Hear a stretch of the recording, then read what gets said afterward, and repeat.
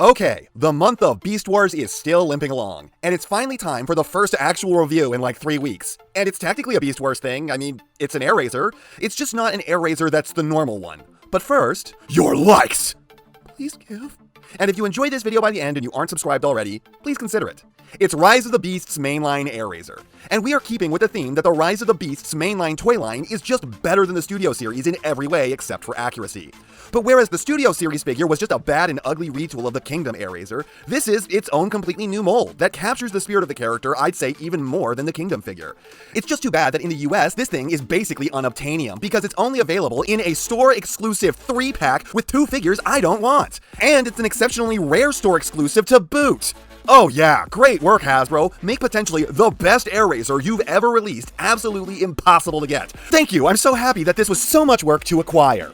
But yeah, giving it away early, this thing is glorious. Now it could be better, but you can say that of almost everything. This is an amazing deluxe Airazor, and I mean you can kind of tell that just by looking at it. It has a significantly smaller backpack than Kingdom Airazor, a figure that has a less interesting transformation and a far worse bird mode. You can also deploy her set of wings, and maybe it's just me, but I find these to be far more stylish and cool looking than the ones on the Kingdom figure.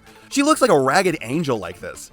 This is also a huge departure from the way she looked in the show, but unlike Mainline Rhinox, who I felt looked good in spite of its redesign, I think that this looks cool because of it. This is the best Airazor has ever looked in brown, and it's doing an amazing job combining the movie's typical visual overload with a distinct and cool silhouette, while toning it all down just enough that it doesn't look like a sculpture made out of junk car parts found at a scrapyard. She's clearly made out of tubing and vents, but there's also dedicated parts of anatomy.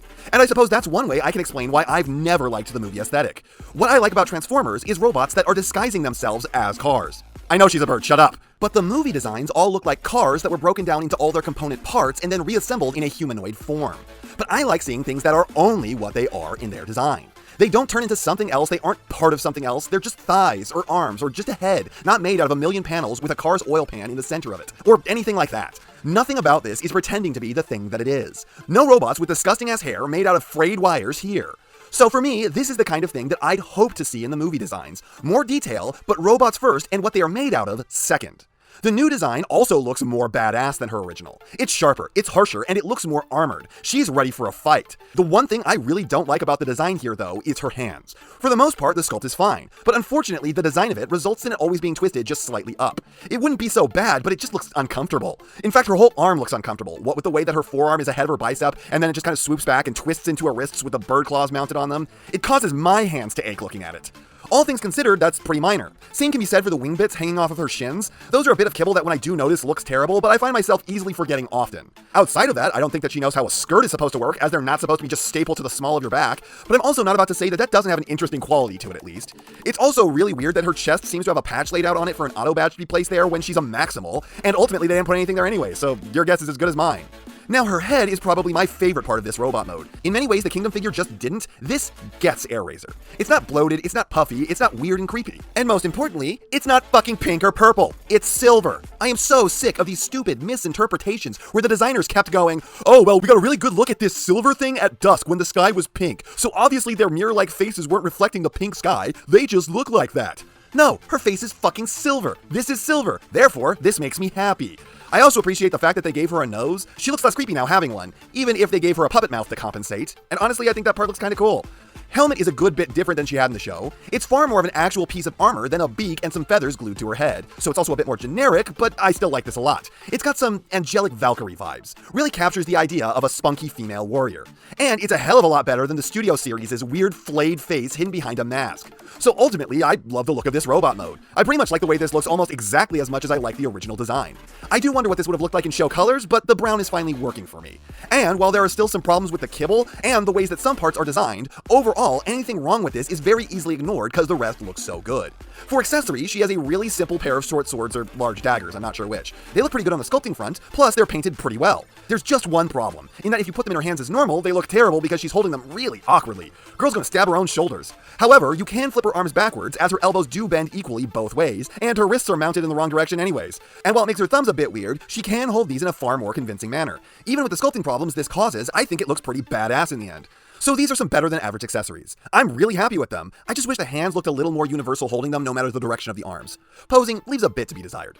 Head has slightly more than average up and down, but far less than a flyer needs, no side to side, and a regular swivel. Shoulders naturally reach just under a 90, and then there's hot rod shoulders on top of that which give her an extreme amount of up. And these actually look really natural. Elbows only bend to 90, Mafia elbows, actually really useful on this figure, jerking off action that you can flip around for sword-wielding wrists, no waist, legs are super unimpeded forward, hyper unimpeded off to the side, but you have to trick them really hard to get any back at all. But they are unimpeded when you do. Normal 90 knees, and feet with a huge toe down and a massive toe up. All of the basic joints are here, except for the waist and an ankle pivot, and most of what you want outside the basics are too. And I really don't need the pivot here, because this works fine without, thanks to large feet and stiff joints, but I would love a lot more range up at the head and deeper knees and elbows. This doesn't really feel like a design that needed to be this limited in those joints. I'm happy with this, but I'm also wistful because I can see how easily I could have been thrilled. Now, thrilled is how I would describe my feelings towards the transformation.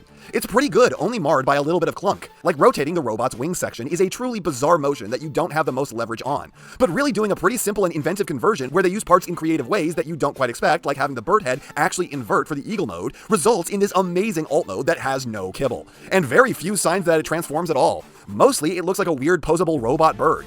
The one downside of this figure is that the wings are not as posable as on the Kingdom's version of the character, just kind of flapping up and down and having a tendency to separate when you try. The upside is that it still looks pretty great in spite of that limitation, and the rest of this is absolutely fantastic. The sculpting still shines through, making it look really cool, and like I said before, there is just no kibble on this thing. The robot is not curled up underneath, it's not just popping an ugly squat, it just looks like a robot bird, like a cooler bubo. It's got kind of a gappy stomach, but that isn't the worst, and it legitimately looks like it's in a flying or taking off pose half the time. It's a clever conversion that results in none of the sculpting or painting getting hidden. Unlike most figures, it just looks phenomenal. And then it also poses excellently, even better than the Kingdom figure despite the loss of the wing articulation. Birdhead has serious tilt down, though it breaks up the sculpt real bad, and a pretty damn convincing head turn that does so far less. Wings still flap up and down even if they can't bend at the middle anymore, though it would have been cool if they could. I just don't want to think about what the joints needed to make that happen would look like. Tail has a strong amount of up and down waggle, legs have all of the back you could possibly want, and then you can cheat them really easily for any amount of forward. Knees that bend to 90 in both directions, and feet with tilt up and down. Using all this right, you can get some awesome poses out of this thing that are amazingly stable. I think the only more I could reasonably ask from this is an opening mouth, and that's it. Otherwise, more range in the wings would be really pressing it. And I just love this figure. Everything it does, it at least does well. The robot mode looks unmistakably like the character, which is not something I can say for the Studio Series figure. I'd probably guess that thing was a Decepticon if I didn't know better. And while this does look like it could be repainted into a slipstream, it does still feel like Airazor. And more than looking like the character, I think it also looks cool. The accessories, while just being knives, are better than average, with a little more care than usual. The posability is nothing to sneeze at, even if I would hope for better, but in no way is it below the average in robot mode. It's always really gratifying to see a new and clever transformation that isn't overly complicated, really drives home that there are still novel conversions out there yet to be discovered. And it's just fun on top of that. The bird mode looks fantastic, nearly flawless, with me even liking the hands on the backs of the feet because they remind me of old Beast Wars toys, and outside of that, it's just not suffering the flaws a lot of Beast formers do. And then the posability in the bird mode is way above the alt mode average, getting you most of what you could possibly want and being rock stable at the same time. If this weren't being sold in a 3-pack with one of the most garbage figures I've run across in a while, and another really not good one, this would be an easy top tier recommend. So if you live in a country where this is available to buy standalone, grab it in a heartbeat. I think you'll love it. If you live in the US, however, I suppose you can try and find it from one of those guys on eBay who are buying the boxes and selling out everything piecemeal at deluxe prices. It's really unfortunate because this is easily a micro masterpiece despite not really looking like the movie. But who cares about that when in the movie Airazor didn't even transform before they killed her off? And yes, I am very salty about that. But that's not half what I have to say, but it's enough what I have to say. And I know, you know, what everyone else tells you to do at the end of these videos. So, if you liked what you saw here, please do that. And if you'd like to take it a step further, then please share this video with any friend you think may be interested. I hope you all enjoyed listening to me waste your time.